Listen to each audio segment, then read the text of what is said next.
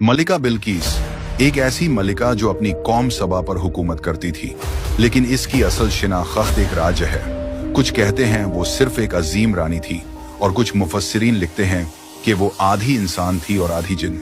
सवाल ये है, अगर ये सच है तो आखिर इसकी कहानी शुरू कहां से होती है?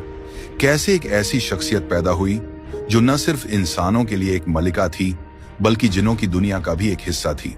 इस सवाल का जवाब ढूंढने के लिए हमें लौटना होगा पुराने यमन के शहर सबा की तरफ, जहां दौलत, ताकत और इबादत का एक नया रंग नजर आता है, जहां लोग सूरज के सामने सजदा करते थे और जहां ताकत और अक्ल दोनों का मरकज मलिका बिल्किस थी।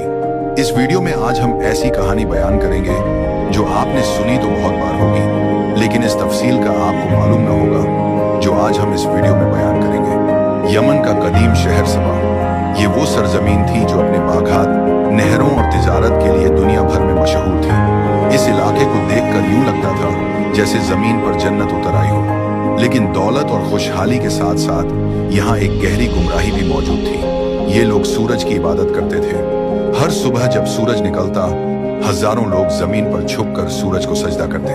कुरान की सूरह नम्ल आयत 24 में यही जिक्र मिलता है कि बिल्किस और उसकी कौम सूरज के सामने झुकती थी।